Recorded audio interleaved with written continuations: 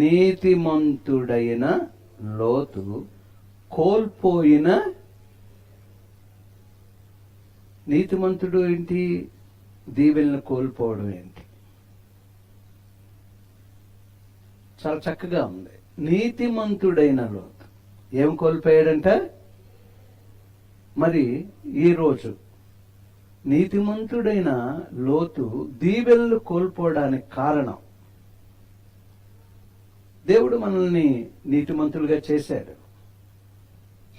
లోతు నీతిమంతుడే, కానీ కోల్పోయినటువంటి దీవెనలు, కోల్పోయినటువంటి 7 దీవెనల కొరకు మాట్లాడక ముందు మనం కొంత ధ్యానంలోనికి, ఇంట్రడక్షన్లోనికి వెళ్దాం. 2 పేతురు 2వ అధ్యాయం 6, 7, 8 వచనం. మరియు ఆయన సొదొమ గొమొర్రాలను పట్టణములను భస్మము చేసి ముందుకు భక్తిహీనులగు వారికి వాటిని దృష్టాంతముగా ఉంచుటకై వాటికి నాశనము విధించి దుర్మార్గుల కామ వికారయుక్తమైన నడవడి చేత బహుబాధపడిన నీతిమంతులకు లోతును తప్పించెను. ఆ నీతిమంతుడు వారి మధ్యను కాపురముండి తాను చూచిన వాటిని బట్టి వినిన వాటిని బట్టి వారి అక్రమమైన క్రియల విషయంలో దినదినము నీతిగల తన మనస్సును నొప్పించుకొనుచూ వచ్చెను. ఇక్కడ మనం చూస్తూ ఉన్నప్పుడు 6వ వచనంలో, మరియు ఆయన సొదొమ గొమొర్రాలను పట్టణములను భస్మము చేసి ముందుకు భక్తిహీనులకు వారికి వాటిని దృష్టాంతముగా ఉండుటకై వాటికి నాశనము విధించాడు. అందుకే ప్రభు రాకడ గురించి సూచనలు అడుగుతూ ఉన్నప్పుడు ఏమేమి చెప్తా ఉంటాడండి? నోవాను గురించి, సొదొమ గొమొర్రాల గురించి. నోవా కాలం, అలాగే సొదొమ గొమొర్రాలు కాలం. నాశనం విధించాడంట సొదొమ గొమొర్రాలకు. వాటిని దృష్టాంతముగా ఉంచుటకై వాటికి నాశనము విధించాను. అయితే అక్కడ ఆ సొదొమ గొమొర్రాల యొక్క పట్టణంలో దుర్మార్గుల కామ వికారయుక్తమైన నడవడి చేత బహుబాధపడిన నీతిమంతుడగు లోతును తప్పించెను. మళ్ళా నీతిమంతుడైనటువంటి ఆ 8వ వచనంలో చూసినప్పుడు, ఆ నీతిమంతుడు వారి మధ్యను కాపురముండి తాను చూచిన వాటిని బట్టి వినిన వాటిని బట్టి వారి అక్రమమైన క్రియల విషయంలో దినదినము నీతిగల తన మనస్సును నొప్పించుకొనుచు వచ్చెను. ఇవన్నీ చదువుతున్నప్పుడు ఎంత మంచి లోతు అనుకుంటాం, కానీ ఏం కోల్పోయాడంట? అది చాలా జాగ్రత్తగా మనల్ని మనం ఒక్కొక్కసారి పర్వాలేదులే, దేవుడు కృపగలవాడు, ఇలాగున్నా ఇప్పుడు వరకు ఇలాగున్నాం కదా, అలాగున్నా ఇప్పుడు వరకు ఇలాగున్నాం కదా, కొంచెం తప్పిపోతున్నా ఇప్పుడు వరకు ఇలాగున్నాం కదా అని అనుకుంటూ అన్నీ బాగానే ఉన్నాయి అనుకుంటాం. కానీ ఆయన రాకడలో విడవబడిన గుంపులో ఉన్నామా? చాలా ప్రమాదకరం. ఓకే, ఇప్పుడు లోతును గురించి చూద్దాం. పాత నిబంధన గ్రంథములో నీతిమంతుడైన లోతు అని ఎక్కడ ఉంది? ఎవరైనా చెప్తారా?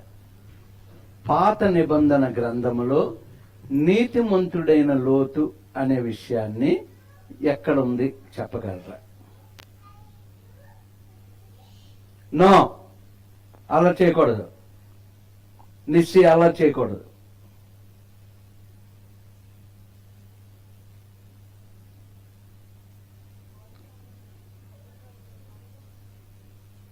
అనుకుంటున్నారమ్మా? ఆదికాండం 12వ అధ్యాయం అనుకుంటున్నారంట. అందరూ అనుకోండి. 19వ వచనం చూడండి అమ్మా. 19వ అధ్యాయం అమ్మా, 12 నుంచి 19కి వెళ్దాం. పాత నిబంధన గ్రంథంలో ఎక్కడ నీతిమంతుడు అని లేదు. మరి అందరూ వెతికేస్తున్నారు నెట్లో గట్ట, బైబిల్లో. పాత నిబంధన గ్రంథములో ఎక్కడ లోతు నీతిమంతుడు అని లేదు. ఓన్లీ కొత్త నిబంధనలో పేతురు గారు రాసినటువంటి ఆ 2వ పేతురు 5వ అధ్యాయం 6, 7, 8 వచనాల్లో 7వ వచనంలో మాత్రమే మనకు కనబడుతుంది. కొత్త నిబంధనలో పేతురు గారు రాశారు నీతిమంతుడైనటువంటి లోతు. పాత నిబంధనలో ఎక్కడా లేదు. ఓకే, మీరు బాగా వెతికేస్తున్నారు, చాలా మంచిది. ఓకే, ఒకటి మనకు తెలుసు, అతను అబ్రహాముకి తమ్ముడు అవుతాడు, కొడుకు అవుతాడు. అంటే ఈయన పెదనాన్న అవుతాడు అన్నమాట. అంతేనా? తమ్ముడు కొడుక లేకపోతే బాబాయ్ కొడుక? ఓకే, అబ్రహాంకి తమ్ముడు అవుతాడు. ఇతను లోతు హారాను కుమారుడు. ఎవరి కుమారుడు అండి? తాత పేరు తెరహు. బాగుంది పేరు, తాత తెరహు, మర్చిపోకూడదు. తాత పేరు తెరహు. అబ్రహాముకి దేవుని పిలుపు వచ్చింది.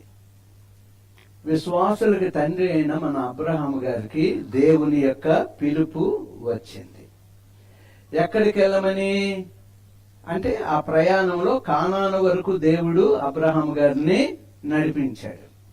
కానీ లోతు గారు తీసుకున్నటువంటి గొప్ప నిర్ణయం ఏంటంటే అన్నయ్యతో కలిసి ప్రయాణం చెయ్యాలి.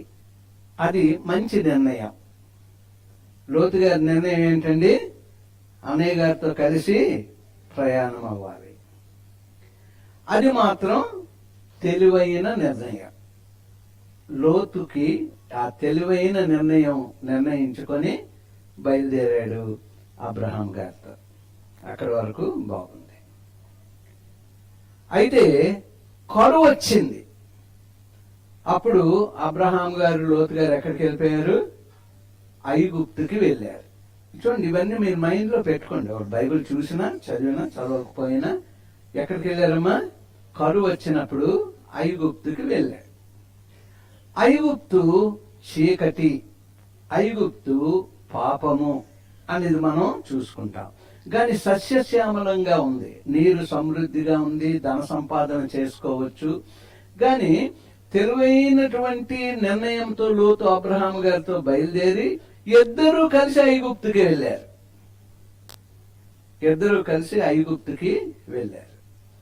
మంచి సమరయుడు ఎక్కడి నుంచి ప్రయాణం చేస్తున్నాడు? యెరూషలేము నుండి యెరికోకి వెళ్తూ ఉన్నాడు. మీద నుంచి కిందకి దిగుతున్నాడు. ఆత్మీయ స్థితి నుంచి కిందకి దిగుతూ ఉన్నాడు. దొంగల చేత కొట్టబడ్డాడు, కొన ఊపిరితో ఉంచబడ్డాడు. మంచి సమరయుడు అక్కడ సహాయం చేశాడు. వీళ్ళిద్దరూ దేవుని పిలిపిన్నారు. లోతుది ప్రత్యేకమైన తెలివైన నిర్ణయం ఏంటంటే అబ్రహాము గారితో కలిసి, అబ్రహాము పిలుపుని బట్టి మరి తను కూడా అబ్రహాముతో కలిసి వెళ్ళాడు. కానీ ఇద్దరు కలిసి కరువు వచ్చినప్పుడు ఐగుప్తుకు వెళ్ళారు. ఐగుప్తుకు వెళ్ళినప్పుడు వీరంట తప్పు చేశారు. అబ్రహాం గారు ఏం తప్పు చేశారు? భార్యని చెల్లి అని చెప్పాడు. అక్కడ ఒక తప్పు అంటే ఒక అబద్ధం ఆడాడు. అంటే దానికి ఎన్నో రీజన్స్ ఉంటాయి, అవన్నీ కాదు. ఏం చేశాడు? ఎందుకంటే రాజుగారు కూడా అన్నారు, నువ్వెందుకు తప్పు చెప్పావు, ఎందుకు నువ్వు అబద్ధం ఆడావు, నీ అబద్ధాన్ని బట్టి నా కుటుంబం అంతా ఈ రీతిగా బాధ అనుభవిస్తోంది అని రాజుగారు అన్నారు. అంటే అబద్ధం చెప్పాడు. అక్కడ ఎక్కడికి వెళ్ళాడు అబద్ధం చెప్పడానికి? ఐగుప్తుకి వెళ్ళాడు కనుక అబద్ధం చెప్పాడు.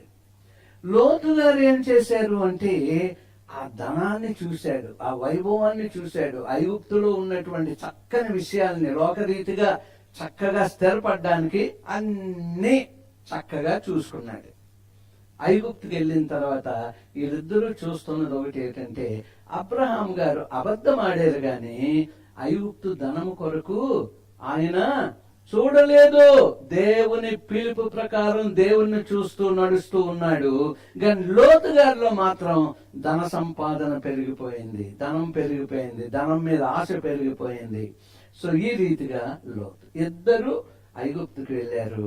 ఇద్దరు కూడా రెండు విషయాల్లో తప్పిపోయారు. ఇద్దరు దేవుడు ధనవంతులుగానే చేశాడు. కానీ అబ్రహాము ధనాన్ని చూడలేదు, కానీ లోతు దేన్ని చూశాడమ్మా? ధనాన్ని చూశాడు. నీతిమంతుడైనటువంటి మరి లోతు అని పేతురు గారు మాత్రమే రాశారు, పాత నిబంధనలో ఎక్కడా లేదు. ఓకే, ఇప్పుడు ఇహలోక సంపద అంతా కూడా చూసుకున్నప్పుడంట ఇహలోక సంపద మీద ప్రేమ పెంచేసుకున్నాడంట. ఎవరు? లోతు. ఇహలోక సంపద మీద ప్రేమ పెంచేసుకున్నాడు. ఇక్కడ ఈ విషయాల్లో మనం జాగ్రత్తగా ఉండాలి. మన చిన్న వ్యాపారం అయినా, చిన్న ఉద్యోగం అయినా, చిన్న పనిపాట్లైనా గొప్పగా ఉండాలి అని దాని మీదే మనం వెళ్ళిపోతూ ఉంటాం. ఇంకొంచెం ధనం సంపాదిద్దాం, పిల్లలకు బాగా పెళ్లిళ్ళు చేద్దాం, పిల్లలకు మంచి ఉద్యోగాల కొరకు ఎంతైనా మనం ఖర్చు పెడదాం, చక్కని పిండి పిల్లలకు పెడదాం, ఇంకా ఇంకా ఈ పని చేస్తే ఇవి మనం చేయగలం కదా అని మనం ఈ లోక సంపద అంటే పెద్దవాళ్ళని చూసినట్టు పోన్లే అలా అంత పెద్ద బిల్డింగ్ లో ఉన్నా మనం చిన్న ఇంట్లోనే సరే మనం ఉందాం, ఓ చిన్న ఇల్లు కొనుక్కుందాం అని ఇలాగా ఇవన్నీ కూడా నార్మల్ గా మనకి వస్తూనే ఉంటాయి. దేవుడు సమయంలో దేవుడు ఇవ్వడం వేరు, మన ఆలోచనల ప్రకారం మనం వెళ్ళడం వేరు, రెండు విషయాలు. అబ్రహాము దేవుని వైపు చూసినప్పుడు ఎంత ధనవంతుడిగా దేవుడు చేశాడు. లోతు ఆ ధన సంపాదన దాని గురించి ఆలోచిస్తూ ఉండిపోయాడు. అది దేవుని ఆశీర్వాదం కాదు. అనేక దీవెనలు పోగొట్టుకోవడానికి, కోల్పోవడానికి లోతు చేసినటువంటి పని ఏంటి అంటే ఆ యొక్క సంపద మీద ప్రేమ పెంచుకున్నాడు, దేవుని మీద కాదు. అబ్రహాము దేవుని మీద ప్రేమ పెంచుకున్నాడు, లోతేమో సంపద మీద ప్రేమ పెంచుకున్నాడు. సో ప్రియమైనటువంటి వాళ్ళారా, ఇప్పుడు మనం చూసుకున్నప్పుడు ఏం జరుగుతూ ఉంది అంటే ఇద్దరు కలిసి బయలుదేరి మళ్ళా ఐగుప్తు నుంచి వచ్చి బయలుదేరి వెళ్తూ ఉంటుండగా మీరు ఆదికాండం 13వ అధ్యాయం 5 నుంచి 13 వచనాలు చదవచ్చు, కానీ ఓన్లీ 13వ వచనమే చదవండి. సొదొమ మనుష్యులు దుష్టులను యెహోవా దృష్టికి బహు పాపులనై ఉండిరి. చూసారా, అంటే ఎంత చక్కని మాట అంటే సొదొమ మనుషులు ఎక్కడున్నాడు? లోతు వెళ్ళిపోయి స్థిరపడింది సొదొమలోనే. ఇందాక ఐగుప్తుకి వెళ్ళినప్పుడు సంపద మీద ప్రేమ పెంచుకున్నాడు. ఎప్పుడైతే సంపద మీద ప్రేమ పెంచుకున్నాడో మళ్ళా అబ్రహాము నీవు నేను బాగా ధనవంతులు అయిపోయాం, పనివారు పెరిగిపోయారు, సంపద పెరిగిపోయింది, తగువులు వచ్చి మళ్ళా విడిపోక ముందే నువ్వు ఒక సైడ్కి వెళ్ళిపో, నేను ఒక సైడ్కి వెళ్తాను, అయితే నువ్వే ముందు ఎంచుకో. మంచివాడు అబ్రహాము, తమ్ముడికి ఛాన్స్ ఇచ్చాడు, నువ్వే ఎంచుకో ప్లేస్. కానీ ఈ ఐగుప్తులో ఉన్నటువంటి సంపద మీద మనస్సు ఉంచినటువంటి ఈ వ్యక్తి ఏం చేశాడంటే సొదొమ గొమొర్రాలని చూసినప్పుడు అక్కడ ఉన్నటువంటి పరిస్థితులన్నీ చూశాడంట. అది నాశనం కాక మునుపు అద్భుతమైనటువంటి ప్రదేశం సొదొమ గొమొర్రా అనగానే అన్నయ్యతో ఏమనాలి? అన్నయ్య నీ ఇష్టం, నువ్వు ఎటు వెళ్ళమంటే అటు వెళ్తాను, లేదా ప్రభువు చెప్పిన దాని గురించి మనం వేచి ఉందాం అనాలి. గాని ఎప్పుడైతే ఐగుప్తులో ఈ సంపద మీద తన ప్రేమ పెంచుకున్నాడో ఈ సొదొమ గొమొర్రాలను మనం చూసినప్పుడంట అది అంత అందంగా కనబడ్డదంట, నీళ్లు పారుతూ ఉన్నటువంటి ప్రదేశంగా కనబడ్డదంట. అందుచేత అన్నయ్య నేను అక్కడికి వెళ్తాను. 13వ వచనం చదువమ్మా, 13. సొదొమ మనుష్యులు దుష్టులను యెహోవా దృష్టికి బహు పాపులనై ఉండిరి. ఇక్కడ మనం చూస్తున్నప్పుడు దుష్టులు పాపులు మనుషులు, కానీ అక్కడ ఏం కనబడుతుంది? మనుషులు కనబడలేదు. అక్కడ తను ప్రేమించినటువంటి సంపద కనబడుతుంది, చక్కని నీరు కనబడుతూ ఉన్నాయి, తోటలు కనబడుతూ ఉన్నాయి.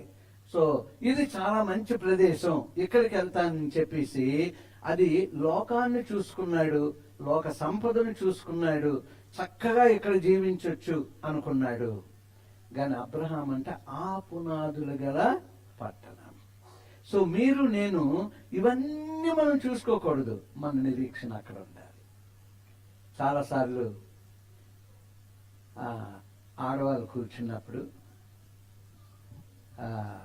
కళ్ళు తెరిచి అటు ఇటు చూస్తూ ఉంటారు. తను ఎప్పుడు కళ్ళు ముయ్యదే అని ఒకరొకరు మాట్లాడుకుంటారు. వీళ్ళు కళ్ళు తెరిస్తేనే కదా కళ్ళు మూసారు లేదు అంటే వీళ్ళ గురించి ఉండదు, ఎప్పుడు కళ్ళు తెరిచే ఉంటుంది.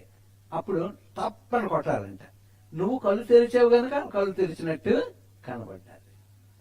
ఎప్పుడు ఆ ఊసులేనమ్మా, ఆ పెద్దోళ్ళు ఊసులాడతారు, పిల్లలు ఊసులే ఆడుతూ ఉంటారు. అంటే ఈవిడ ఎటు చూస్తుంది, ఒక సమయం వచ్చినప్పటికీ పాస్టర్ గారి దగ్గరికి వచ్చిందంట, నేను మీ చర్చికి రానండి అందంట. అంటే అలాగా అమ్మా, దేనికంటే అందరూ గుసగుసలాడడం, కళ్ళు తెరిచి ఉండడం, భక్తి లేదు ఏమీ లేదు, అందుకు నాకు మీ చర్చికి రాకూడదు అనుకున్నాను. ఆవిడ పాస్టర్ గారు కోప్పడలేదు, ఏదేదో చెప్పలేదు, కానీ అన్నాంటమ్మా గ్లాస్తో నీళ్ళు తేరా అన్నాడంట. నిండా తీసుకురా అన్నాడంట. నిండా తీసుకొని వచ్చిందంట. నీవు నాకు ఒక హెల్ప్ చెయ్యాలి అన్నాడంట. ఓకేనండి అన్నా. అయితే ఆ గ్లాసు నీళ్లు ఒక్క చుక్క కిందని వలకుండా చర్చి చుట్టూ తిరిగి నా దగ్గరికి రా అన్నాడంట. అంటే ఎక్కడ ఉడిగిపోతాయో అని స్లోగా బయలుదేరి మొత్తం మీద చర్చి చుట్టూ తిరిగి పాస్టర్ గారి దగ్గరికి తీసుకొచ్చిందంట. అంటే అమ్మా, చర్చిలో ఏం జరుగుతుందో చూసావా అన్నాడంటే. ఎక్కడ చూడడం పాస్టర్ గారు, నీళ్ళు ఎక్కడ ఒలిగిపోతాయో అని నీళ్ళు వైపే చూసుకుంటూ నడిచిందంట. దేని వైపు చూస్తూ అన్నారంట, నువ్వు వచ్చి ఆలు వైపు ఈలు వైపు చూడకూడదు, ఎవరి వైపు చూడాలి. అప్పుడు ఎవరేం చేస్తున్నారు నీకు కనబడదు, కానీ నీవు భక్తి జీవితంలోకి వెళ్తావు. కానీ మన చెడ్డ అలవాటు ఏంటంటే, వాళ్ళు అలాగున్నారు, ఈ యవనస్తులు ఇలాగున్నారు, ఈ స్త్రీలు ఇలా ఉన్నారు, పెద్దవాళ్ళు ఇలాగున్నారు, వాళ్ళు ఇలాగ మాట్లాడుకుంటూ ఉన్నారు. మనం కళ్ళు తెరిస్తే కదా అవన్నీ కనబడ్డాం.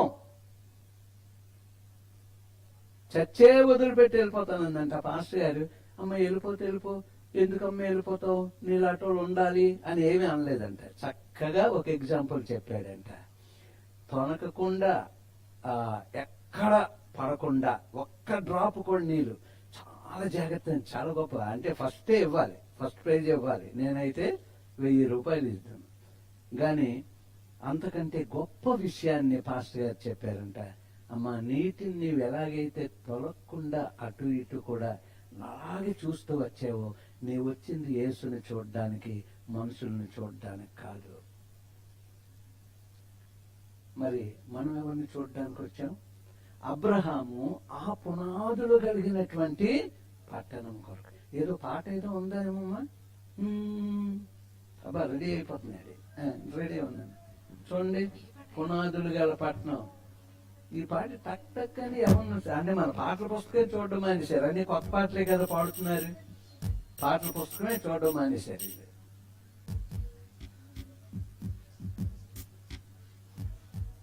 పాశ్రమ్ గారికి గుర్తులేదు, లిల్లీకి గుర్తులేదు, నాకు గుర్తులేదు.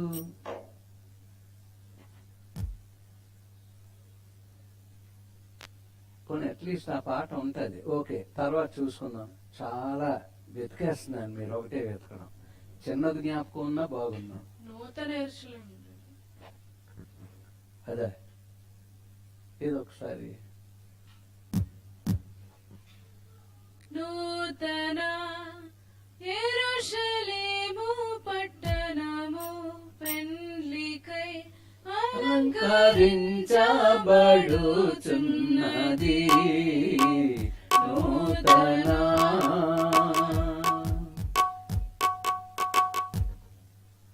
వద్దులేండి, అంటే దాంట్లో లేదు యాక్చువల్ గా. పునాదులు గల పట్టణం కొరకు. ఓకే, దేవునికి స్తోత్రం, హల్లెలూయా. ఏమన్నా నీరసంగా అంటున్నారు? ఓకే, ఇక్కడ మనం చూస్తూ ఉన్నప్పుడు నీతిమంతుడైనటువంటి లోతు గురించి కదా మనం మాట్లాడుకుంటూ ఉన్నాం. అయితే లోతు సొదొమలో ఉంటుండగా అబ్రహాము విజ్ఞాపన చేస్తూ ఉన్నాడు. దేవుని ప్రత్యక్షతను చూశాడు. దేవదూతలు అక్కడికి వెళ్ళిపోయారు. ఎక్కడికి? సొదొమ దగ్గరికి వెళ్ళిపోయారు. వెళ్ళిపోయిన తర్వాత నీతిమంతుడైనటువంటి లోతును నువ్వు వదిలిపెట్టి వచ్చి దీన్ని నాశనం చేయబోతున్నాను అన్నాడు లోతుతో. గాని లోతుతో అలాగ అనగానే లోతంట ఓకే అన్నాడంట. ఎందుకు? ఆ ప్రదేశం పాపంతో నిండి ఉందని, ఇంకా ఆ సంపద అంతా నాకు అవసరం లేదని లోతు ఒక్కడే నిలబడ్డాడు. గాని భార్య నిలబడలేదు. భార్య ఉప్పు హస్తం అవడానికి కారణం ఏంటంటే సొదొమ గొమొర్రా భార్య హృదయంలో ఉన్నది. లోతు ఐగుప్తుకి వెళ్ళిన తర్వాత ఐగుప్తు తన హృదయంలో ఉంది. అందుకే ఎన్నుకున్నాడు సొదొమ గొమొర్రాని.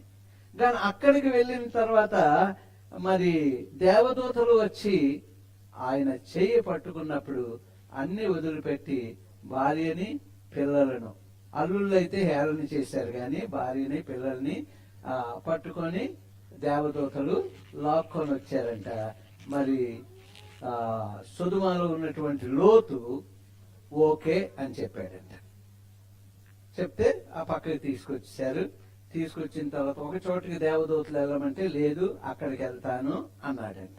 అయితే అక్కడికే వెళ్ళు అన్నాడంట. అప్పుడు లోతు యొక్క భార్య ఉప్పు స్తంభం అయిపోయిందని అక్కడ వరకు మనకి తెలుసు. ఇప్పుడు నీతిమంతుడు అన్నటువంటి విషయం గురించి 2-3 వచనాలు మనం చదువుకుందాం. రోమీయులకు రాసిన పత్రిక 3వ అధ్యాయం 10వ వచనం చదువుకుందాం. ఇందును గూర్చి రాయబడినదేమనగా నీతిమంతుడు లేడు, ఒక్కడునూ లేడు. అంతేనమ్మా, చాలురా. ఇందును గూర్చి రాయబడినదేమనగా నీతిమంతుడు లేడు, ఒక్కడును. నీతిమంతుడు ఒక్కడు లేడంట. రోమీయులకు రాసిన పత్రిక 3:10. నేను నీతిమంతుల గురించి నిన్న నెట్ లో చూస్తూ ఉన్నప్పుడు ఒకసారి నాకు నవ్వు వచ్చింది. ఈ ట్రాన్స్లేషన్స్, ఏ ట్రాన్స్లేషన్స్, లేకపోతే దానికి కొంతమంది అన్యులు ప్రశ్నలు ఇవన్నీ చూస్తున్నప్పుడు నీతిమంతుడు లేడా, ఒక్కడు లేడా, అందరూ డాష్ కాదు, అందరూ యాదవులు అని రాశాడు. అక్కడ ఏం రాశాడండి?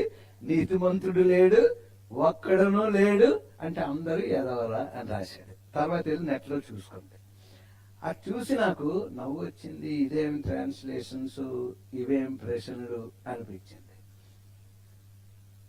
అందరూ ఎవరంటే నీతిమంతుడు లేడు, ఒక్కడనూ లేడు. ఇప్పుడు ఇంకొక వచనం చదువుకుందాం. కీర్తనలు 14వ అధ్యాయం 3వ వచనం. అంటే దేవుడు లేడని బుద్ధిహీనుడు అనే 1-2 వచనాల్లో మనం అవి చూస్తాం. ఇప్పుడు 3వ వచనం చదువుకుందాం. వారందరూ దారి తొలగి బొత్తిగా చెడి ఉన్నారు, మేలు చేయవారెవ్వరునూ లేరు, ఒక్కడైనను లేడు. ఇందాక నీతిమంతుడు లేడు, ఒక్కడనూ లేడు అని చదువుకున్నాం. ఇక్కడ ఏంటంటే మేలు చేయువారెవరునూ లేరు, ఒక్కడైనను.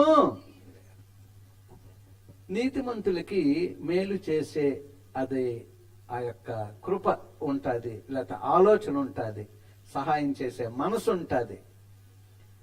ఇక్కడ మనం చూస్తూ ఉన్నప్పుడు నీతిమంతుడు లేడు, ఒక్కడునూ లేడు, మేలు చేయువారు లేరు, ఒక్కడునూ లేడు. రోమా 3:23. ఏ భేదమును లేదు, అందరూ పాపం చేసి దేవుడు అనుగ్రహించి మహిమను పొందలేకపోతున్నారు. అక్కడ కాకుండా తర్వాత 24 చదువుతారు గాని, ఏ భేదమును లేదు, అందరూ పాపము చేసి దేవుడు అనుగ్రహించి మహిమను, అంటే నీతిమంతుడు లేడు, ఒక్కడునూ లేడు, మేలు చేయువారు ఎవరునూ లేరు, ఒక్కడునూ లేడు. ఇక్కడికి వచ్చినప్పటికీ ఏ భేదము లేదు, అందరూ పాపం చేసి దేవుడు అనుగ్రహించి మహిమను పొందలే. అందరూ పాపం చేశారు. నీతిమంతుడు ఒక్కడు లేడు, మేలు చేయవాడు ఒక్కడు లేడు. కానీ 24వ వచనం అద్భుతమైనటువంటి వచనం. దీనికి మంచి జవాబు. కాబట్టి నమ్మువారు ఆయన కృపచేతనే క్రీస్తు యేసునందలి విమోచనము ద్వారా ఉచితముగా నీతిమంతులని తీర్చబడుచున్నారు. అది ఇప్పుడు వరకు ఒక్కడనూ నీతిమంతుడు లేడు, ఒక్కడూ మేలు చేయువారు లేరు అని మనం చదువుకున్నాం. ఎక్కడికి వచ్చినప్పటికీ అందరూ పాపం చేసి దేవుడు అనుగ్రహించి మహిమను పొందలేకపోతున్నారు అనుకున్నాం. ఆ కిందకు వచ్చినప్పటికంట కాబట్టి నమ్మువారు, ప్రభువుని నమ్మువారు ఆయన కృప చేతనే క్రీస్తు యేసునందలి విమోచనము ద్వారా ఉచితముగా నీతిమంతులని తీర్చబడుచు ఉన్నారు. సో ప్రియాతి ప్రియమైనటువంటి వాళ్ళ మనం నీతిమంతులముగా అంటే ఉచితముగా ప్రభువు యొక్క విమోచన కార్యము ద్వారా మనం ఏం చేయబడ్డాం? నీతిమంతులుగా. ఇది ఎక్కడి వరకు వస్తుంది? ఓల్డ్ టెస్ట్మెంట్ అంతా లోతు నీతిమంతుడు అని ఎక్కడా రాయలేదు, కానీ కేవలము 2వ పేతురులో మాత్రమే నీతిమంతుడైన లోతు. పాత నిబంధనలు ఎక్కడా నీతిమంతుడని లేదు, కానీ కొత్త నిబంధనలో లోతు గురించి నీతిమంతుడు అని రాయబడి ఉంది. నీతిమంతుడు ఎన్నో దీవెనలు కోల్పోయాడు లోతు అని అక్కడ కనబడుతుంది. ఎక్కడంట ఉచితముగా మనందరము నీతిమంతులముగా అంటే ప్రభువు యొక్క విమోచన కార్యము ద్వారా ఉచితముగా నీతిమంతులుగా మనం తీర్చబడ్డాం. అందుచేత మనందరం ఎవరు అండి? మరి లోతు, నీతిమంతుడైన లోతు ఎన్నో కోల్పోయాడు, దీవెనలు కోల్పోయాడు. మనందరము నీతిమంతులమే. అయితే లోతు ఎందుకు దీవెనలు కోల్పోయాడు? నీతిమంతులైనటువంటి మనము ఆలోచించాలి ఇప్పుడు. అది ఈరోజు సందేశం. నీతిమంతుడైనటువంటి లోతు దీవెనలు పోగొట్టుకున్నాడు. ఉచితముగా నీతిమంతులముగా మనం అయ్యాం ప్రభు అయిన యేసు క్రీస్తు వారి విమోచన ద్వారా. ఇప్పుడు మనం ఆలోచించుకోవాలి. ఈ సందేశం మన కొరకే, లోతు కొరకు కాదు. లోతును మన ముందు పెట్టి లోతు ఎందుకు కోల్పోయాడు దీవెనలు? సో మనము కోల్పోయామా, కోల్పోతూ ఉన్నామా, లేదా కోల్పోవడానికి సిద్ధంగా ఉన్నామా? అయితే ఇప్పుడు మనం కాపాడుబడాలి. దీవెనలు మనం పొందాలి, దీవెనలు కోల్పోకూడదు. అది ఈరోజు మన సందేశం. ఇందాక మనం చదువుకున్నది ఆదికాండం 13:13లో సొదొమ మనుష్యులు దుష్టులు, యెహోవా దృష్టికి బహుపాపులనై ఉన్నారు. దుష్టులు, పాపులు సొదొమ ప్రజలు. అక్కడున్నాడు లోతు. సొదొమ గొమొర్రా నాశనము కాక మునుపు అద్భుతమైన ప్రదేశంగా అది ఉంది, గాని అది కాల్చబడ్డది, బూడిద చేయబడ్డది. ఇప్పటికీ అక్కడ ఛాయలు మనకు కనబడుతూ ఉన్నాయి. నీతిమంతుడు కోల్పోయిన దీవెనలు. మనమందరము ప్రభు యొక్క విమోచన ద్వారా డాష్ ఉచితముగా నీతిమంతులం. ఉచితంగా వచ్చింది గనక నీతి, అందుచేత పర్వాలేదులే అని అనుకోవడానికి వీల్లేదు. ఆయన రాకడ దినాలలో నీతిమంతులుగా మనం తీర్చబడ్డాం. దీవెనలు కోల్పోతూ ఉన్నామా? ఏ ఏ విషయాల్లో కోల్పోయాడో ఇప్పుడు మనం చూసుకోబోతున్నాం. ఎన్ని అంశాలమ్మా? 7 అంశాలు. ఓకే, మొదటిది తన సాక్ష్యం పోగొట్టుకున్నాడు. అది చాలా ఇంపార్టెంట్, అలా రాసి పెట్టుకోవాలి మీరు. మొట్టమొదట తన సాక్ష్యం పోగొట్టుకున్నాడు అంటే కోల్పోయాడు ఒక దీవెన. దేవుని కొరకు ఇవ్వబడినటువంటి సాక్ష్యం. దేవుడు ఎలాగా అబ్రహాము గారిని పిలిచినప్పుడు ఒక మంచి నిర్ణయం తీసుకున్నాడు అబ్రహాముతో కలిసి ప్రయాణించడానికి. ఏమో లూతు ద్వారా మరి ఇద్దరూ కలిసి ఐగుప్తుకి ప్రయాణమయ్యారు. ఆ చీకటి ప్రదేశం, దుష్టులు ఉన్నటువంటి ప్రదేశం, పాప ప్రదేశమైన ఐగుప్తులో అబ్రహాము దేవుని వైపు చూస్తూ ఉన్నాడు. ఆ స్త్రీ దేని వైపు చూసింది? నీతి వైపు చూస్తూ ఉంది. మనం ఎవరి వైపు చూడాలి? యేసు వైపు చూస్తూ ఉండాలి. అబ్రహాము ఆ పునాదులు గల పట్టణం కొరకు చూస్తూ ఉంటే, లోతు అక్కడున్నటువంటి ఆ గొప్ప సంపద, ఆ ధనం, అవన్నీ కూడా చూసుకుంటూ చివరికి సొదొమ గొమొర్రాలోకి వెళ్ళిపోయాడు. అక్కడ దుష్టులు, పాపులే కనబడుతూ ఉన్నారు, వారి మధ్యలోకి వెళ్ళిపోయాడు నీతిమంతుడు. అంటే సాక్ష్యం పోగొట్టుకున్నాడు. చూడండి, ఆదికాండం 13వ అధ్యాయం 10-11 వచనాలు చదవండి. లోతు తన కన్నులెత్తి యోర్దాను ప్రాంతమంతటిని చూచెను. యెహోవా సొదొమ గొమొర్రా అను పట్టణములను నాశనం చేయకమునుపు సోయరుకు వచ్చు వరకు అదంతయు యెహోవా తోటవలెను, యెహోవా తోటవలెను, ఐగుప్తు దేశము వలెను, నీళ్లు పారు దేశమై ఉండెను. చూడండి, ఐగుప్తు దేశంలో ఉందంట. అక్కడికే వెళ్ళి సంపద మీద ఆశ పెట్టుకున్నాడు. ఇక్కడికి వచ్చినప్పుడు మళ్ళా ఐగుప్తు కనబడ్డదంట. కనబడితే అబ్బా అన్నయ్య భలేగా నాకే ఛాన్స్ ఇచ్చాడు గనక అని చెప్పేసి ఐగుప్తులో కనబడినటువంటి ఆ ప్రాంతాన్నే ఎన్నుకున్నాడు. చూడండి, బాగా గమనించండి. ఐగుప్తులోనికి వెళ్ళి సంపద మీద కనుదృష్టి ఉంచాడు, లోకం మీద కనుదృష్టి ఉంచాడు. కరెక్ట్ గా అన్నయ్య చెప్పినప్పటికీ ఆ సొదొమ గొమొర్రాలు ఎలా కనబడుతూ ఉన్నాయండి? ఐగుప్తులాగా, ఐగుప్తు దేశము వలె నీళ్లు పారు దేశమై ఉండెను. 11 చదవరా. కాబట్టి లోతు తనకు యోర్దాను ప్రాంతమంతటిని ఏర్పరచుకొని తూర్పుగా ప్రయాణం చేసెను. అట్లు వారు ఒకరికొకరు వేరైపోయిరి. ఇందాక మనం చూసిన రీతిగా 12వ వచనం వదిలిపెట్టి 13వ వచనానికి వస్తే, సొదొమ మనుష్యులు దుష్టులను యెహోవా దృష్టికి, దేవుని దృష్టికి బహుపాపులనై ఉన్నారు. వారి మధ్యలోకి వెళ్ళిపోయాడండి. అంటే ఏం చేశాడు? సాక్ష్యం పోగొట్టుకున్నాడు. నీతిమంతుడు ఎక్కడుండాలి? పాపముతో కూడినటువంటి ప్రజల మధ్యలో ఉండకూడదు, వాళ్ళ నుంచి ప్రత్యేకింపబడాలి. దాని గురించి చక్కని మాట మనకు కనబడుతుంది. 1 యోహాను 2వ అధ్యాయం 15వ వచనం. ఈ లోకమునైనను లోకములో ఉన్న వాటినైనను ప్రేమింపకుడి.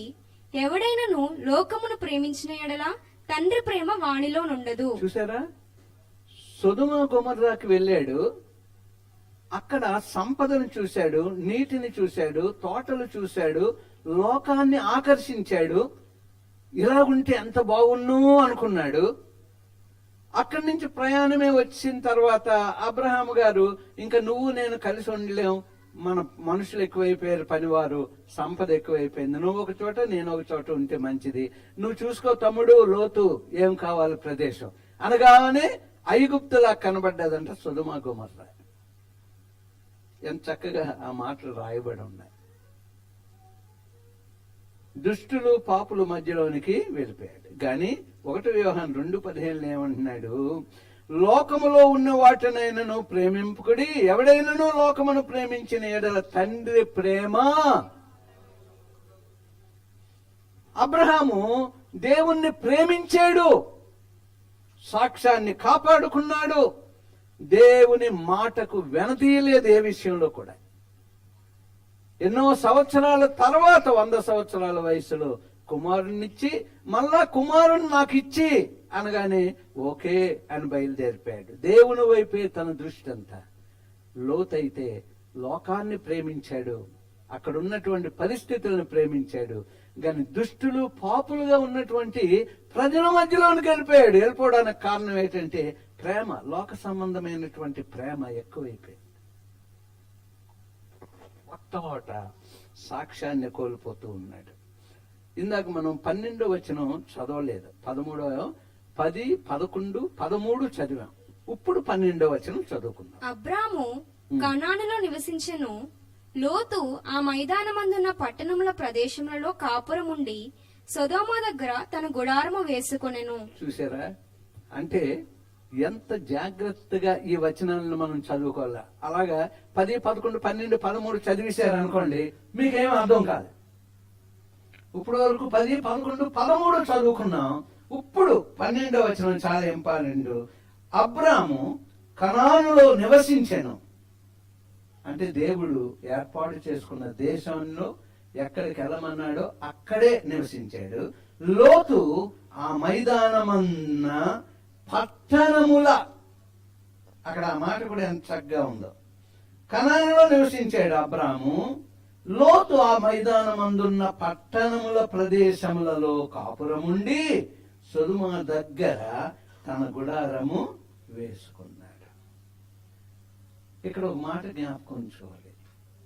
పట్టణముల ప్రదేశములలో కాపరం ఉండి అన్నాడు. పట్టణం ప్రదేశాలే సొదొమ గొమొర్ర. కానీ ఇక్కడ అంటున్నాడు సొదొమ దగ్గర తన గుడారము, అంటే ఓపెన్ ప్లేస్ లో గుడారం వేసుకున్నాడు. అంటే ఇప్పుడు లోనకి వెళ్ళిపోలేదు, ఓపెన్ ప్లేస్ లోనే, అంటే వెలుపల సొదొమ గొమొర్రాలకి వెలుపల గుడారం వేసుకున్నాడు. అప్పుడు గుడారాలే గనక ఇల్లులు, ఒక లోన్ మంచిది, అంటే మన భవనాల్లో సీలింగ్ ఉన్నట్టు ఆ గుడారాల్లో కూడా మంచి సీలింగ్లు వేసుకోవచ్చు. ఎన్టీ రామారావు గారు ₹1 నేను జీతం తీసుకుంటాను, నేను గుడారంలోనే ఉంటాను అని గుడారంలో ఉన్నాడంట. అయ్యో, ఎంత గొప్ప యాక్టర్ గారు అంతలాగా దిగజారిపోయారా, జీతం కూడా తీసుకోవడం లేదు, తర్వాత గుడారాల్లో ఉండడం ఏంటి ఆయన. తర్వాత చూసినటువంటి గుడారంలో ఏది కొలువు లేదంటే ఏసీ కూడా ఫిక్స్ అయ్యి ఉందంట. ఏసీ కూడా గుడారంలాగా ప్రజల ముందు ఉంటుంది, లోన మాత్రం అంటే ఈ స్లాబ్ అంటే ఉండదు. కానీ అన్ని చూడండి, గుడారాల్లో కూడా చక్కగా వాళ్ళు వేసుకుంటారు, చక్కగా ఉంటుంది. గుడారాలని కూడా భవనాల్లాగా పెళ్లిళ్ళకి ఆ గుడారాల లోన భవనంలా కట్టేస్తారు. ఫ్యాన్లు కూడా ఉంటాయి గుడారాల్లో. సో ప్రియమైనటువంటి వాళ్ళరా, వెలుపల అక్కడ వరకు బాగుంది. ఇప్పుడు ఆదికాండం 14:12 చదవండి. మరియు అబ్రహాము సహోదరుని కుమారుడైన లోతు సొదొమలో కాపురముండెను గనుక అతనిని అతని ఆస్తిని పట్టుకొని పోగా. ఇందాక వెలుపల ఉన్నాడు, ఇక్కడ ఈ వచనానికి 14:12లోకి వచ్చినప్పటికీ మరియు అబ్రాహాము సహోదరుని కుమారుడైన లోతు సొదొమలో కాపురముండెను గనక అతనిని అతని ఆస్తిని పట్టుకొని పోగా. ఇప్పుడు ఎక్కడికి వెళ్ళిపోయాడంట? కాపురం వెలుపల నుంచి లోపలికి వెళ్ళిపోయాడు. లోపల ఏంటంట? ఎవరున్నారు? దుష్టులు, అంటే అక్కడ సహవాసానికి వెళ్ళిపోయారు. ఇందాక మనం 1 యోహాను 2:15లో చూసుకున్నప్పుడు లోకమును ప్రేమించకూడదు అన్నటువంటి మాట అక్కడ మనకు కనబడుతుంది. ఇప్పుడు ఆదికాండం 19:1. ఆ సాయంకాలమందు ఆ ఇద్దరు దేవదూతలు సొదొమ చేరినప్పటికీ లోతు సొదొమ గవని వద్ద కూర్చుండి ఉండెను. లోతు వారిని చూచి వారిని ఎదుర్కొనుటకు లేచి సాష్టాంగ నమస్కారం చేసి. అంతే, చాలమ్మా. ఇక్కడ మనం చూస్తూ ఉన్నప్పుడు 18వ అధ్యాయంలో అబ్రహాం విజ్ఞాపన చేస్తూ ఉన్నాడు. లోతు గారేమో గవిని దగ్గర కూర్చున్నాడు. గవిని దగ్గర కూర్చోవడం అంటే అర్థం ఏంటి అంటే వారికి ఏంటండి, న్యాయం. ప్రాముఖ్యమైన ప్రదేశంలో ఉండి వాళ్ళకి న్యాయం తీర్చడానికి గవిని వద్ద కూర్చున్నాడు. అంటే అక్కడ ఎలా సెటిల్ అయ్యాడంటే తను కూడా అక్కడున్న పరిస్థితులను బట్టి తగువులు తగాదాలు తీర్చడానికి గవిని దగ్గర కూర్చున్నాడు. ఈ లోపుని ఈ యొక్క విజ్ఞాపన ప్రార్థన అబ్రహాం గారు చేస్తూ ఉన్నారు. వచ్చిన ముగ్గురులో 2 అక్కడికి వెళ్ళారు. వెళ్ళగానే లోతు వారిని చూచి వారిని ఎదుర్కొంటూ లేచి సాష్టాంగ నమస్కారము చేశాను. అంటే ఇక్కడ మనం చూస్తూ ఉన్నప్పుడు మాదిరి ఉంది ఆయనలో.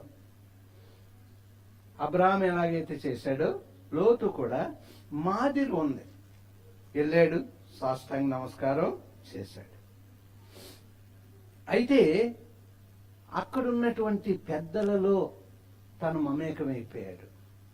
సొదొమ గొమొర్రాల్లో ఆ మనసంతా అక్కడే ఉంది.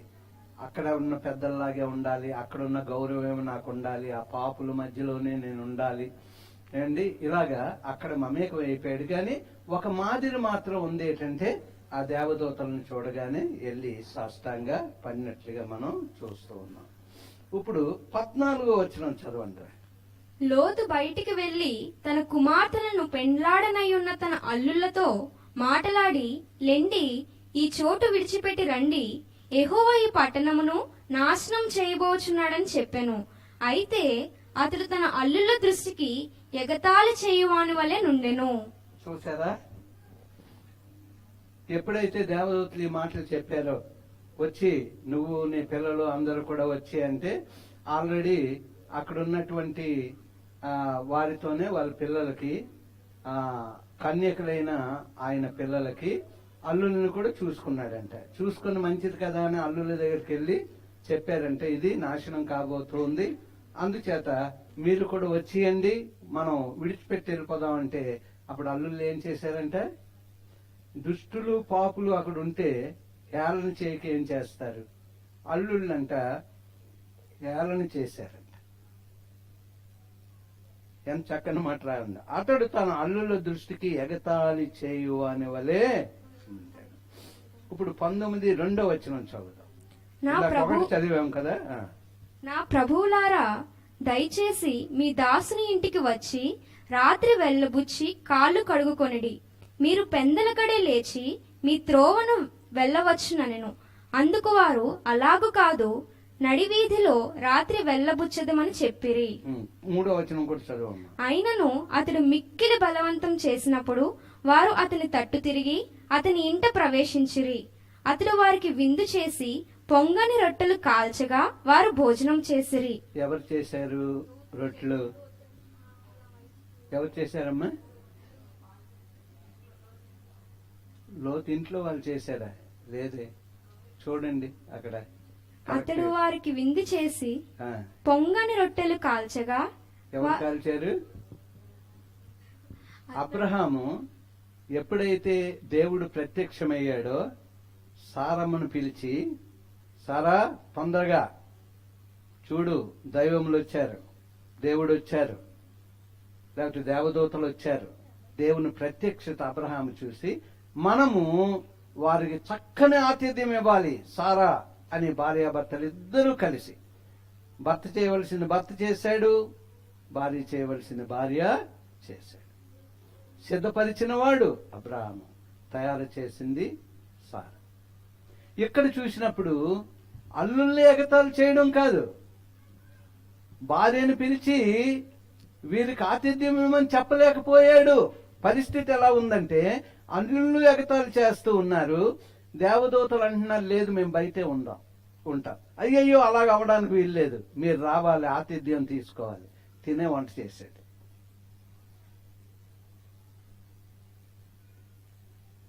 తనే వంట చేశాడు. అంటే వంట చేసిన మగవాళ్ళు నో ప్రాబ్లం, చెయ్యొచ్చు, మనం చెయ్యొచ్చు, సహాయం చెయ్యొచ్చు, పిండి కలపొచ్చు, కూర తెప్పడం అది. ఎందుకంటే వాళ్ళన్నీ వేస్తారు, మీరు తెప్పొచ్చు అని శక్తి ఎక్కువ ఉంది కనుక. ఇక్కడ మొత్తం మీద అన్ని నేర్చుకుని ఉంటాడు. ఎందుకంటే భార్య మాట వినడం లేదు, కూతుర్లు మాట వినడం లేదు, అల్లుళ్ళు మాట వినడం లేదు, తినే చక్కగా చేసి పెట్టాడు. ఈ మాటలు ఎందుకు నేను చెప్తూ ఉన్నానంటే, ఏం కోల్పోయాడు? మొదట సాక్ష్యము కోల్పోయాడు. అబ్రాహాము అయితే భార్యతో ఏకీభవించి మంచి ఆతిథ్యం ఇచ్చిన రీతిగా, చక్కని భోజనం సిద్ధపరిచిన రీతిగా మనం చూస్తూ ఉన్నాం. కానీ లోతు భార్యాభర్తల మధ్య సఖ్యత లేదు, ఐక్యత లేదు. వారు కలిసి ఆతిథ్యం ఇవ్వలేకపోతూ ఉన్నారు. సాక్ష్యం పోగొట్టుకున్నాడు. మొట్టమొదట దేవుని దగ్గర సాక్ష్యం పోగొట్టుకున్నాడు. లోకాన్ని ప్రేమించాడు, గొప్పతనాన్ని ప్రేమించాడు. పెద్దలతో మమేకమై పాపులు దుష్టులకు న్యాయ తీర్పు తీర్చడానికి గవిని దగ్గర కూర్చున్నాడు. పెద్దలతో మమేకమై, అక్కడ ఉన్న పెద్దల్లో నేను ఒక పెద్దోడిని అన్నాడు పాపపు ఊరిలో. కానీ అబ్రహాము విజ్ఞాపన అద్భుతం. మరి లోతుని రక్షించడానికి ఆ యొక్క ప్రార్థన అయింది. ఓకే, సో ప్రియమైనటువంటి వాళ్ళరా, మొట్టమొదటి ఏం చేశాడమ్మా? సాక్ష్యము పోగొట్టుకున్నాడు.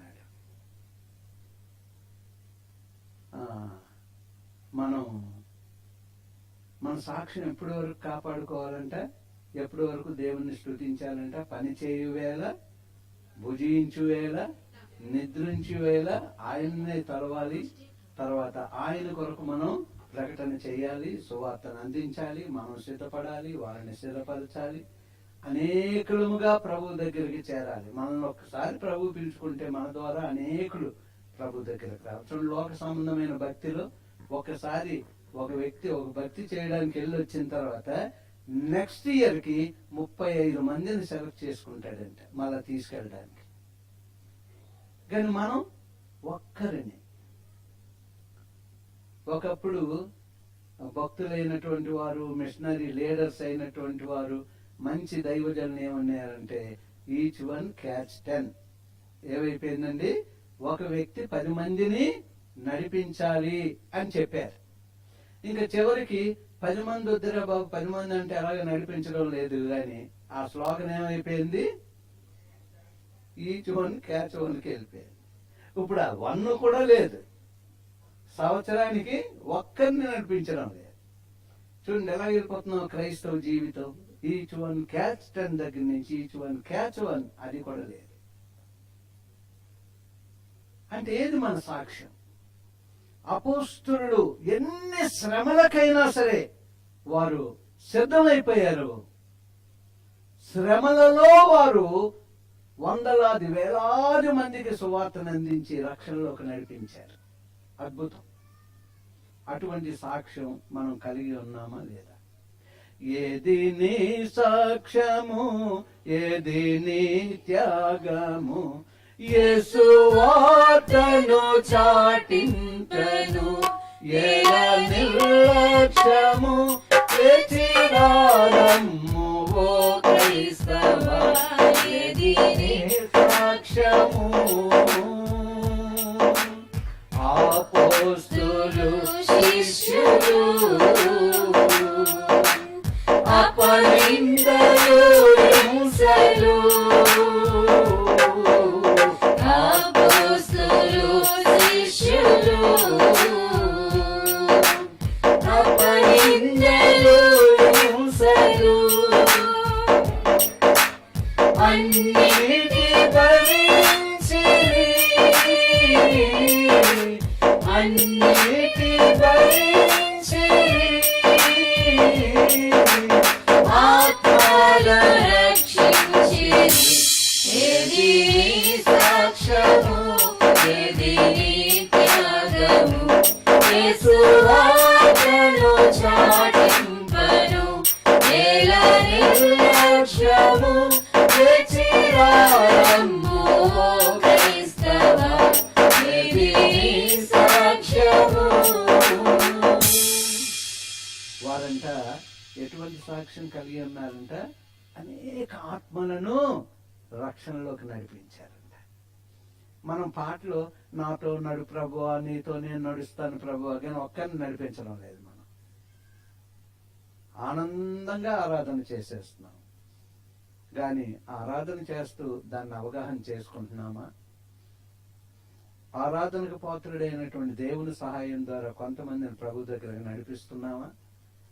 లేకపోతే విశ్వాసులు స్థిరపడాలని విజ్ఞాపన ప్రార్థన చేస్తూ ఉన్నామా లేదా? సాక్ష్యం పోగొట్టుకున్నా. ఓకే, నేను మనకు సమయం అవుతుంది కనుక ఏది ఇంపార్టెంటో దాన్ని మాత్రం ఎక్కువ చెప్తున్నాను, మిగతావి తగ్గించి చెప్తాను. అప్పుడు తొందరగా మనం ముగించుకోవచ్చు. ఓకే, రెండవది దేవుని ప్రత్యక్షతను కోల్పోయాడంట. ఏం కోల్పోయాడమ్మా? దేవుని యొక్క మొదట సాక్ష్యం కోల్పోయాడు. దాని గురించి చెప్పుకున్నాం ఇప్పుడు వరకు కూడా. ఇక్కడ ఏం కోల్పోయాడు? ప్రత్యక్షత కోల్పోయాడు. ఆదికాండం 18:1. మరియు మమ్రే దగ్గరనున్న సింధూర వనములో అబ్రహాము ఎండవేళ గుడారపు ద్వారమందు కూర్చుని ఉన్నప్పుడు యెహోవా అతనికి కనబడెను. 18:1 మరియు మమ్రే దగ్గరున్న సింధూరు వనములో అబ్రాహాము ఎండవేళ గుడారము ద్వారమునందు కూర్చుని ఉన్నప్పుడు యెహోవా అతనికి, అంటే ప్రత్యక్ష పరచబడ్డాడు దేవుడు అబ్రహాముకి. చూశాడు దేవుణ్ణి, దేవుడితో మాట్లాడుతూ ఉన్నాడు, దేవునికి ఆతిథ్యం ఇస్తూ ఉన్నాడు. మనకు చాలా సార్లు తెలుసు, ముసలివారు అంటే ఒకసారి దేవుడంట ముసలివాళ్ళ భిక్షగాళ్ళ వచ్చినప్పుడంట చాలు చాలు ఇల్లు అంటామంట. మనం నువ్వెప్పుడు వచ్చావు ప్రభు అంటే, మరి భిక్షగాడిగా వచ్చాను నాకు వేయలేదా మీరు, వాళ్ళకి వేస్తే నాకు వేసినట్టే అన్నాడంట. అవన్నీ కూడా మనకి బైబిల్లో ఉన్నాయి. మనం కూడా అనేక మార్లు వర్తమానాలు విన్నాం. ఎలాగొస్తాడో ప్రభు మనకు తెలియదు. కానీ దేవుని ప్రత్యక్షత అనేది అబ్రహాము చూడగలిగాడు, ఆతిథ్యం ఇవ్వగలిగాడు, ప్రత్యక్షతను చూశాడు. యెహోవా అతనికి కనబడెను. ఎందుకు యెహోవా అతనికి కనబడ్డాడంటే అబ్రహాం జీవితం మనం చూసినప్పుడు 27వ వచనం చదవండి. అందుకు అబ్రహాము, ఇదిగో ధూళియు బూడిదనయున్న నేను ప్రభువుతో మాట్లాడ తెగించుచున్నాను. చూసారా, అబ్రహాం ఎంతగా తగ్గించుకున్నాడంటే, అందుకు అబ్రహాము, ఇదిగో ధూళియు బూడిదనయ్యున్న నేను ప్రభువుతో మాట్లాడ తెగించుచున్నాను. ధూళి బూడిదయ్యా నేను అంటున్నాడు. అంతగా తగ్గించుకున్నాడు. ధూళి బూడిదగా తగ్గించుకున్నాడు దేవుని ముందు, సృష్టికర్త ముందు. ఆకాశం ఆయన సింహాసనం, భూమి ఆయనకు పాదపీఠం. ఎక్కడ ఏ దేవాలయంలో ఆయన మనం ఉంచగలం, కానీ ఈ దేవాలయాన్ని ఆయన ఎంచుకున్నాడు. ఈ హృదయం అనే ఆలయం, ఈ శరీరం అనే గుడారంలో ఆయన ఉండడానికి ఇష్టపడుతూ ఉన్నాడు. అంత గొప్ప దేవుడు. అందుచేత అబ్రహాం ఏం చేశాడు? నేను ధూళియు బూడిదను, నీతో మాట్లాడుతూ ఉన్నాను, నా మాటలను వినుచున్నావు, దేవా నన్ను క్షమించు. ఇన్నిసార్లు నీతో మాట్లాడుతున్నా, నీవు నాతో మాట్లాడుతున్నావు, నా మాటలకు విలువిస్తూ ఉన్నావు, నేను చేస్తున్న విజ్ఞాపన వింటూ ఉన్నావు అని అబ్రహాం ఎంతగా తగ్గించుకున్నాడో మనం చూస్తూ ఉన్నాం. సో ప్రియమైనటువంటి వాళ్ళరా, మనం ఈ అబ్రహాము 2 మారులు లోతుని తప్పించాడు. ఒకసారి ఆ యొక్క సొదొమ గొమొర్రాలందరినీ కూడా వీళ్ళని లోతుని మొత్తం వాళ్ళందరినీ తీసుకొని వెళ్ళిపోయి శత్రువులు. చూడండి, అది 14-16 చూడండి. ఆస్తి యావత్తు తిరిగి తెచ్చి తన తమ్ముడైన లోతును, అతని ఆస్తిని, స్త్రీలను, ప్రజలను తిరిగి తీసుకొని వచ్చెను. ఇక్కడ మనం చూస్తూ ఉన్నప్పుడు ఏం చేస్తున్నాడంటే, కత్తి తీసుకొని బయలుదేరాడు. తెలిసింది ఏంటంటే, నీ లోతు వాళ్ళని కూడా సొదొమ గొమొర్రాలో వచ్చి వాళ్ళేమో తీసుకొని వెళ్ళిపోతూ ఉన్నారు, ఆస్తి అంతా దోచుకున్నారు. అలాగని తెలియగానే కత్తి పట్టుకున్నాడు, వెళ్ళాడు. వెళ్ళి ఏం చేశాడంటే, వాళ్ళందరినీ జయించి తీసుకొని వచ్చి ఆ రాజుని, ఆ ప్రజల్ని అంతా రాజుగా అప్పచెప్పాడు. ఆస్తి అంతా కూడా వాళ్ళకే అప్పచెప్పాడు. వచ్చేస్తా ఉంటే ఆ రాజు అంట, ఈ ఆస్తి నువ్వే తీసుకోండి అంట. ఆస్తి కూడా నాకొద్దు, దేవుడే నన్ను ఆస్తికర్తగా చేశాడు. అక్కడ ఒకసారి లోతుని తప్పించాడు. ఇంకోసారి ఎక్కడ తప్పించాడు? సొదొమ గొమొర్రాల నుంచి అతని యొక్క విజ్ఞాపన. సో అబ్రహాము వండర్ఫుల్, నిజంగా ఎంత గొప్ప భక్తి. అందుకే అబ్రహాము సంతానముగా. అయితే ఇక్కడ 18వ అధ్యాయం మనం 20 నుంచి 32 అంటే చదవద్దు, 20 నుంచి 32 వచనాల వరకు మనం చదువుకుంటే ప్రార్థన విజ్ఞాపన, ఇతరులు రక్షణ కొరకు చేసిన ప్రార్థన విజ్ఞాపన అక్కడ మనకు కనబడుతుంది. అబ్రహాము ఎలా గోజాడాడు తన నీతిమంతుల కొరకు. 5 వరకు ఉన్న వరకు వచ్చాడు. ఎక్కడి నుంచి? 50 మంది దగ్గర నుంచి అమ్మ వచ్చాడు. 50 మంది దగ్గర నుంచి అలాగా విజ్ఞాపన చేస్తూ 5 ఉన్నా ప్రభువా అన్నాడంట. 5 అయినా సరే ఓకే అన్నాడంట. అంటే ఎంత విజ్ఞాపన, ఇతరుల రక్షణ కొరకు. అంటే సొదొమ గొమొర్రాను మొత్తం రక్షించడానికి. అంటే ప్రభు అన్నంటే 50 మంది అక్కడ ఉన్నా చాలు, నేను మొత్తం సొదొమ గొమొర్రాను నాశనం చేయను అన్నాడంట. కానీ నాశనం చేసి లేరు, 50 మంది లేరు, 5 లేరు. సో ప్రియమైనటువంటి వాళ్ళరా, ఓకే.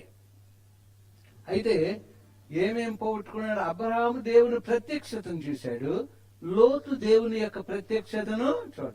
మొదటి సాక్ష్యం కోల్పోయాడు, రెండవది ప్రత్యక్షత కోల్పోయాడు. 3వ దానికి వెళ్దాం. తన సంపదనంతా పోగొట్టుకున్నాడు.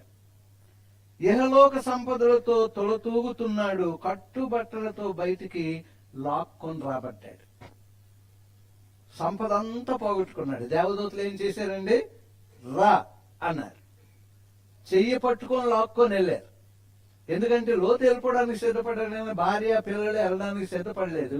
అందరినీ పట్టుకొని ఆ నలుగురిని ఎలాగ ఎగతాళి చేసిన అల్లుళ్ళు ఇంకా పెళ్లి అవ్వలేదు కనుక అక్కడే ఉన్నారు. వీళ్ళని చేయి పట్టుకొని లాక్కొని రావడానికి వాళ్ళు సిద్ధపడ్డారు. అంటే కట్టుబట్టలతో. అక్కడికి ఎందుకు వెళ్ళాడు? సంపదలతో తొలుతోగాలని. అందుచేత మనకి ఈ బిల్డింగ్ రాదు, మనం ఉన్న బిల్డింగులు ఎక్కడికి రావు, మనం సంపాదించింది ఏది రాదు. అందుకు మనము ఆ సంపాదన మీద దృష్టి పెట్టొద్దు. దేవుని వైపు చూస్తే మనల్ని ఎలాగ ఉంచాలి, మన పిల్లల్ని ఎలాగ ఉంచాలి. ఇప్పుడు రాబోయే దినాల్లో కరువు రాబోతోంది. మోడీ గారు ఆల్రెడీ స్లోగా ఇండియాని సిద్ధపరుస్తూ ఉన్నాడు. ఆదివారం నాడు పెట్రోల్ బంకులు మూసేయండి, 2 వీలర్స్కి ఇంతే ఇయ్యాలి, కారుకి ఇంతే ఇయ్యాలి అని చీఫ్ మినిస్టర్లకి చెప్పేశాడు. తనకున్నటువంటి 23 కార్లలో 2 ఉంచుకున్నాడు, మిగతావి పక్కన పెట్టేశాడు. ఇప్పుడు అందరూ కూడా అలాగే, చీఫ్ మినిస్టర్లు అందరూ కూడా. అంటే రాబోయే దినాల్లో ఇదంతా కరువుకి సిద్ధపరుస్తూ ఉన్నాడు.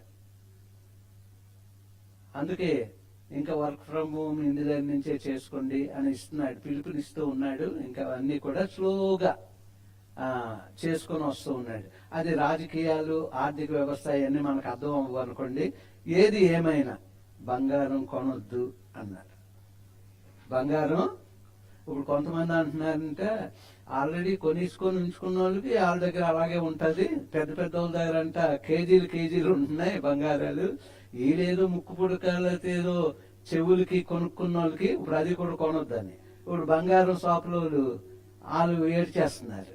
ఎందుకంటే ఎవరు కొనడానికి వెళ్ళకపోతే వాళ్ళ పరిస్థితి ఏంటి? బంగారం కొనొద్దు. ఇప్పుడు చాలా మంది ఏం చేస్తున్నారంటే నూనెలు కొనేస్తున్నారు. అంటే 2 కొనుక్కున్న తర్వాత 10-20 అలా కొనేసుకుంటున్నారు. అవి కూడా అయిపోతే మిగతా వాళ్ళకి దొరకవు. మొన్నటి వరకు పెట్రోల్ డీజిల్ దొరకదంటే వెళ్ళిపోయి మొత్తం వేయించుకున్నారు. వాళ్ళు నో అని బోర్డులు పెట్టారు అక్కడ.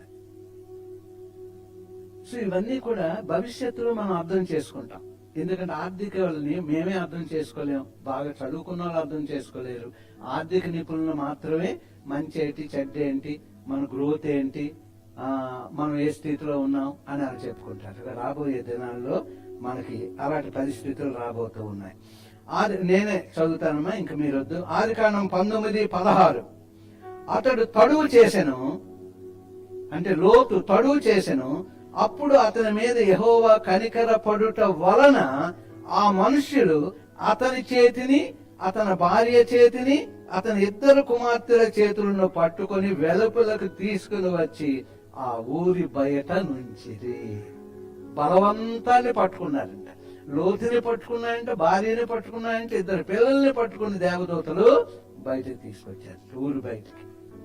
ఎంత చక్కగా మాట ఉంది. అంత అతుక్కుపోయారన్నమాట సుధుమ గుమర్రాలకి, సంపదకి. సో ప్రియమైనటువంటి వాళ్ళరా, 1 కొరింథీ 13, 11, 12, 13, 14, 15 వచనాలు నేను చదువుతాను. అలాగే జస్ట్ చూస్తామండి. వేయబడినది తప్ప మరి యొక్క పునాది ఎవడును వేయనేరడు, ఈ పునాది యేసుక్రీస్తే. ఎవడైనా ఈ పునాది మీద బంగారం, వెండి, వెలగల రాళ్ళు, కర్ర, గడ్డి, కొయ్యకాలు మొదలైన వాటితో కట్టిన ఎడల వాని పని కనబడును, ఆ దినము దానిని తేటపరచును, అది అగ్ని చేత బయలుపరచబడును, మరియు వాని పని ఎట్టిదో దానిని అగ్నియే పరీక్షించును. పునాది మీద ఒకడు కట్టి పని నిలిచిన ఎడల వాడు జీతం పుచ్చుకొనును, ఒకరి పని కాల్చివేయబడిన ఎడల వానికి నష్టము కలుగును. అతడు తన మట్టుకు రక్షింపబడును గాని అగ్నిలో నుండి తప్పించుకున్నట్టు రక్షింపబడును. లోతు జీవితం ఇదే. ఆఖరికి నీ పునాది, నా పునాది ఎలాగుంది? ప్రభు అయిన క్రీస్తు అనే బండ మీద మన పునాది ఉందా? నీ చూపు, నా చూపు మనుషుల మీద ఉందా? లోకం మీద ఉందా? లోక ఆస్తుల మీద ఉందా? లేకపోతే లోక కార్యాల మీద ఉందా? ఇది కావాలి, అది కావాలని నీ మనసులో ఉందా? మొత్తం మనం అన్ని పోగొట్టుకుంటాం. దేవుని యొక్క ఆశీర్వాదాన్ని పోగొట్టుకుంటాం. ఎన్ని కోల్పోయాడమ్మా? మొదటిది సాక్ష్యం కోల్పోయాడు, 2వది ప్రత్యక్షతను కోల్పోయాడు, 3వది సంపదను కట్టుబట్టలతోనే బయటకు వచ్చారంతే. 7 విషయాలలో లోతు నీతిమంతుడైనటువంటి లోతు కోల్పోయినటువంటిది. మనమంట ప్రభువు యొక్క విమోచన ద్వారా మనము ఉచితముగా నీతిమంతులముగా తీర్చబడ్డాం. అంచేత లోతు గురించి మాట్లాడుతున్నప్పుడు దేవుడు మనతో మాట్లాడుతున్నాడు. మనము కూడా నీతిమంతులమే. సాక్ష్యం పోగొట్టుకుంటూ ఉన్నామా? దైవికమైన ప్రత్యక్షతలను పోగొట్టుకుంటూ ఉన్నామా? లేకపోతే మన ఆస్తి, మన సంపద అంతా కూడా పోగొట్టుకుంటూ ఉన్నామా? ఒకసారి మనం ఆలోచన చెయ్యాలి. సంపాదన అంతా బూడిదైపోయింది. లోతు నిర్ణయాల వలన జీవితంలో చాలా కోల్పోయాడు. దేవుని వైపు చూడలేదు. ఐగుప్తు యొక్క పరిస్థితి తన హృదయంలో ఉంది గనక సొదొమ గొమొర్రాలు ఐగుప్తులాగే ఉన్నాయంట, నేను అక్కడికి వెళ్ళిపోతాను అన్నాడు. చాలా జాగ్రత్తగా నేను గాని మీరు గాని ఒక దైవజనుడిగా దేవుడు నాతో మాట్లాడుతున్నాడు. మీతో చెప్పి నేను ఈ లోకాన్ని, లోక సంపదను ప్రేమించాను అనుకోండి, అంతా పోగొట్టుకుంటాను. ఉత్తి కట్టుబట్టలతోనే వీధిలోకి వీడవబడతాను. మీకు నాకు లోతు యొక్క నీతిమంతుడైన లోతు పోగొట్టుకున్న, కోల్పోయినటువంటి ఆ యొక్క 7 దీవెనల్లో 3 మనము చూసుకున్నాం. లోతు నిర్ణయాల వలన జీవితంలో చాలా కోల్పోయాడు. అబ్రహాము పునాదులు గల ఆ పట్టణము కొరకు, లోతు తనకిష్టమైన పట్టణాల కొరకు, అక్కడ ఇందాక నేను చూపెట్టాను కదా, ఇష్టమైన పట్టణాల కొరకు. అంటే మంచి పునాదిని అబ్రహాము ఏర్పాటు చేసుకున్నాడు. పిలుపు ప్రకారము పయనించాడు. పిలుపు ప్రకారము ఆయన వైపు చూశాడు. అప్పుడు కుమారుణ్ణి దేవుడు ఇచ్చాడు. ఎటువంటి టెస్ట్ అంటే, ఆ కుమారుని నాకు బలి ఇవ్వడానికి వెళ్ళిపోయాడు, ఇచ్చాడు. అబ్రహాము, లోతు మన ముందు కనబడుతూ ఉన్నారు. అబ్రహాము మంచి పునాది వేసుకున్నాడు. దేవుడి ప్రత్యక్షతను చూశాడు. సాక్ష్యం కాపాడుకున్నాడు. సంపదంతగా విశ్వాసులకే తండ్రి, మనందరికీ గొప్ప తండ్రి. సో ప్రియమైనటువంటి వాళ్ళారా, ఇప్పుడు 4వది ఏంటంటే తన భార్యను కోల్పోయాడు. లోతు దేవదూతల సాయంతో సొదొమ వెలుపలకి వచ్చారు. కానీ ఆమె మనసులో ఏముందంట? సొదొమ గొమొర్రాలే ఉన్నాయంట. అందుకు వెనుతిరిగి చూసింది, భార్యను కోల్పోయాడు. ఒకసారి జ్ఞాపకం చేసుకునండి. అంటే మనం ఒక తప్పు చేస్తే ఎన్నో దీవెనలు పోగొట్టుకుంటాం. నీతిమంతులుగా ఉంటే నీతిలోనే జీవించకుండా, నీతిమంతుడైన దేవుని వైపు మనం చూడకుండా మళ్ళా లోకం వైపే మనం చూసినట్లయితే లోతు కోల్పోతున్నది. లోతు ఆ యొక్క భార్యను కోల్పోయాడు. ఆదికాండం 19:26 నేను చదువుతా. అయితే లోతు భార్య అతని వెనక నుండి తిరిగి చూచి ఉప్పు స్తంభమాయను. 5వ దానికి వెళ్దాం. పరువు పోగొట్టుకున్నాడు. ఏం పోగొట్టుకున్నాడమ్మా? ఒకప్పుడు గమనీయంత గౌరవం ఉంది ఆయనకి. కుమార్తెల ద్వారా అవమానం వచ్చింది, పరువు పోగొట్టుకున్నాడు. కుమార్తెల ద్వారా ఏమొచ్చింది? కుమార్తెలు తండ్రి ద్వారా పిల్లలను కన్నాడు. భయంకరమైనటువంటి విషయం. ఎందుకో తెలుసా? ఎవరి మధ్య జీవించాడు? అంటే దుష్టులు, మహాపాపులు. వారు దేవదూతలు ఇంట్లో పెడితే వాళ్ళని బయటికి తీసుకురండి, వాళ్ళతో మేము సైనించాలి అన్నారంట ప్రజలు. అప్పుడు ఏమంటున్నాడు తెలుసండి లోతు? అయ్యయ్యో, వారు మా అతిథులు. ఇప్పుడు చెప్పండి మిగతా విషయాలు. నాకు 2 వారిని చెరిపి అని అంటున్నాడు. ఆ మాట రావచ్చా? కానీ ఎక్కడున్నాడు? అందుకే ఆ మాట వచ్చింది. ఆ మాట వచ్చింది గనక కుమార్తెలు తండ్రితో తప్పు చేసి, అందుకే చాలా జాగ్రత్తగా. ఇంతకుముందు కూడా ఒక ప్రార్థన మనం చేయకూడదు. సంసోను చేసిన ప్రార్థన ఒకటి మనం చేయకూడదు. నేను కూడా వీరితో చస్తాను అని చేశాడు. అలాగే చచ్చిపోయాడు. కానీ దీర్ఘాయువు ఇచ్చింది ఎవరు? దేవుడు. మనం ఎవరివి నేను చచ్చిపోవాలి అనడానికి? గొప్ప గొప్ప వ్యక్తి అయినటువంటి, గొప్ప ప్రవక్త అయినటువంటి ఏలియా కూడా నా చచ్చిపోతాను ఇంక చాలు ఇప్పటికీ అంటే దేవుడు చంపేశాడా? ఇంకా పనిచ్చాడు, తర్వాత తీసుకుని వెళ్ళిపోయాడు. ఏ ప్రార్థన చేయకూడదో ఆ ప్రార్థన చేయకూడదు. ఏ తప్పైతే వారి మధ్యలో ఉన్నాడు గనక నా ఆడపిల్లలను తీసుకోండి వీరిని మాత్రం, ఆ మాట కూడా అనుకో. దేవుని ప్రత్యక్షత కోల్పోయాడు గనక తన ఇంటికి వచ్చిన వారు ఎటువంటి వారో తనకు అర్థం కాలేదు. ఆ ఇంటి గుమ్మం కనబడకుండా చేశారు దేవదూతలు. ఆ ప్రజలంట వెతుకుతూ ఉన్నారంటే ఇంటి గుమ్మం. ఎన్నెన్నో దేవుడు కార్యాలు చేస్తాడు. గాని లోతు యొక్క నోటి ద్వారా కుమార్తెల కొరకు ఆ మాట రావడంతో కుమార్తెలే పాపం చేసిన వారుగా మనం చూస్తాం. ఎప్పుడైనా ఆలోచించారా? మనము దేవుడు ఉచితముగా ఆయన ఇచ్చిన విమోచన ద్వారా మనకు ఉచితముగా నీతిమంతులముగా మనమున్నాం. లోతు నీతిమంతుడే, కానీ దీవెనలు కోల్పోయాడు. సో ప్రియమైనటువంటి వాళ్ళరా, యాకోబు 1:27 తండ్రి అయిన దేవుని ఎదుట పవిత్రమును నిష్కలంకమైన భక్తి ఏదనగా దిక్కులేని పిల్లలను విధవరాండును వారి ఇబ్బందిలో పరామర్శించట ఇహలోకమాల్యము తనకంటకుండా తన్ను తాను, అది చాలా ఇంపార్టెంట్, ఇహలోక మాలిన్యము తనకంటకుండా తన్ను తన్ను కాపాడుకొనుటియే. తినేడు, త్రాగాడు, తప్పు చేశాడు, పిల్లల చేత తప్పు చేయించుకున్నాడు. చూసారా? అన్ని పోగొట్టుకున్నాడు. దేవదూతలు వెళ్ళమని బయటికి తీసుకొని వస్తే ఆ ఊరికి వెళ్ళిపో అంటే ఆ ఊరికి వెళ్ళను, కొండ గుహలోకి వెళ్తానన్నాడు. అక్కడ తప్పు చేసింది. ఆ కొండ గుహలో పాపం ఉంది, చీకటి ఉంది. అక్కడ ఎవరు ఉంటారు? కొండ గుహల్లో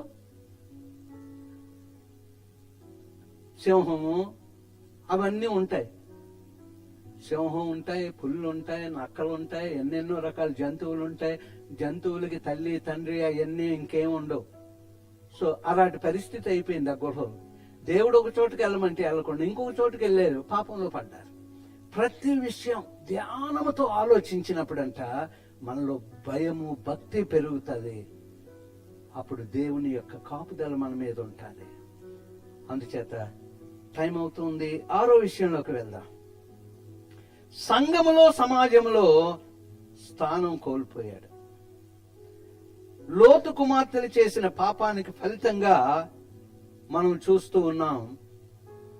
వారికి కుమారులు పుట్టారు. లోతు 2 పిల్లలకి కుమారులు పుట్టారు. మోయాబు, బెన్నమ్మి వారు సంఘాన్ని నష్టపరిచారు. మోయాబీలు వ్యభిచారానికి మారు పేరు కలిగినటువంటి వారు. అమ్మోనీయులు విగ్రహారాధనకి మారు పేరు కలిగినటువంటి వారు. వీళ్ళందరూ వారికి జన్మించారు. వాళ్ళే శత్రువులు దేవుని ప్రజలకి. 7 ఆఖరిగా వచ్చాం. కాఫీకి సిద్ధమవుతూ ఉన్నాం. ఆఖరిని పేరు పోగొట్టుకున్నాడు. మరి అక్కడ ఒక మాట మనం చూసుకున్నాం. ఎవరు? ప్రభు కుమార్ గారి విషయంలో ఒక 2 వచనాలు మనం చదువుకున్నాం ఆఖరిగా. ఏంటి ఆ వచనాలు? ఎవరికైనా జ్ఞాపకం ఉన్నాయా?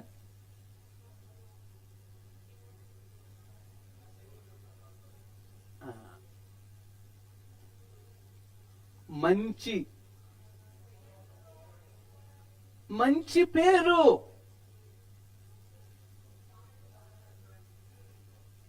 మంచి పేరు, అది చాలా ఇంపార్టెంట్.